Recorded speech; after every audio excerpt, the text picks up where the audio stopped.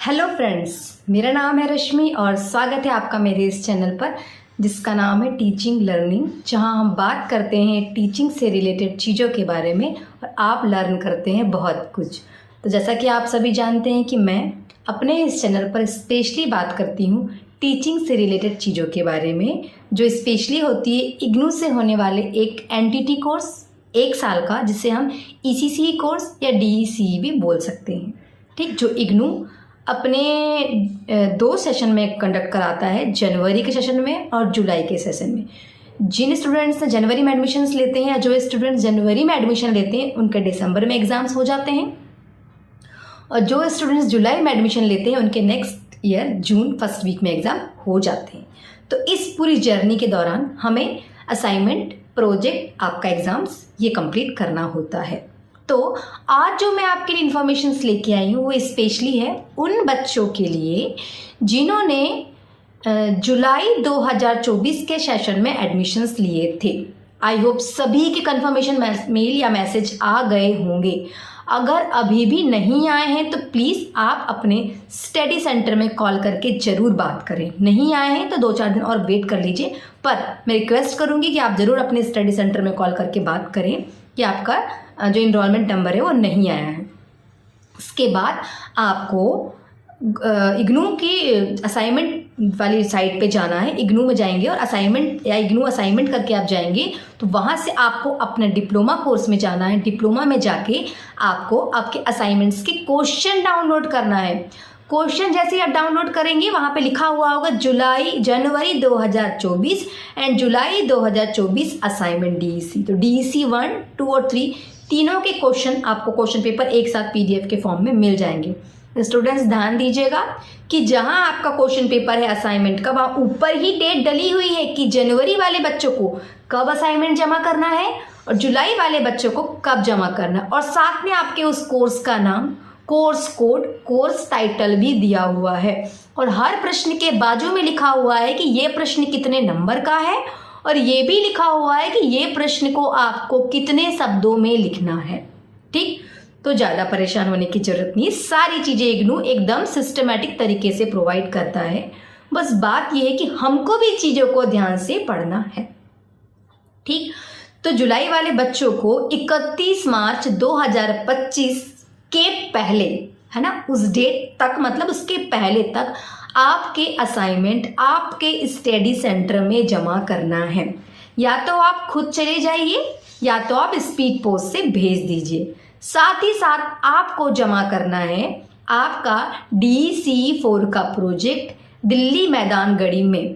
Project जो है आपका कंप्लीट होता है 30 दिन के प्लान में, जो किसी प्री प्राइमरी स्कूल में जाके आपको ट्रेनिंग करनी होती है। तो पहले असाइनमेंट्स की बात कर लें। असाइनमेंट्स की 3 फाइल बनेगी, DEC1 की अलग, DEC2 की अलग, DEC3 की अलग। जब असाइनमेंट्स लिखेंगे सबसे पहले फ्रंट पेज लगाएंगे, जो इग्नू की आप गूगल में सर्च करेंगे तो मिल जाएगा, या फिर आप अपने हाथ से भी बना सकते हैं। साथ ही आपको अपना आईडी कार्ड लगाना होगा, उसके बाद अपना प्रश्न पत्र लगाना होगा, और उसके बाद अपने क्वेश्चन देन आंसर ऐसा लिखना है और आपको अपने आंसर्स कंप्लीट करना है। ऐसे 3 अलग अलग फाइल बनेगी। पॉलीथीन वाली फाइल यूज नहीं करना है, वो हमारे इग्नू में बैन है।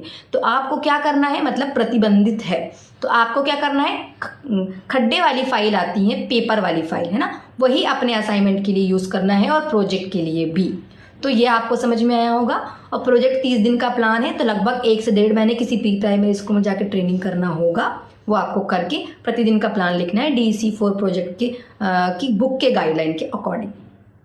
ठीक है, यहाँ तक सबको समझ में आ गया होगा। और दिल्ली मैदान गढ़ी के एड्रेस पे आपको भेज देना अनेक्सर्स भर के। कौन कौन से अनेक्सर्स? अनुसंलग्न। हाँ, ये भी सुन लीजिए, जो अपडेटेड अनुसंलग्न है, या तो कोई भी मीडियम के बच्चे हों और वो किसी भी मीडियम में भर सकते हैं। चाहे वो हिंदी मीडियम के बच्चे हों तो हिंदी मीडियम, इंग्लिश मीडियम, किसी भी मीडियम में आप अनेक्सर्स भर सकते हैं। और कोई इंग्लिश मीडियम का बच्चा है तो वो भी इंग्लिश मीडियम, हिंदी मीडियम, किसी भी मीडियम में अपने अनेक्सर्स फिल करके सिस्टमेटिक तरीके से भेजना है।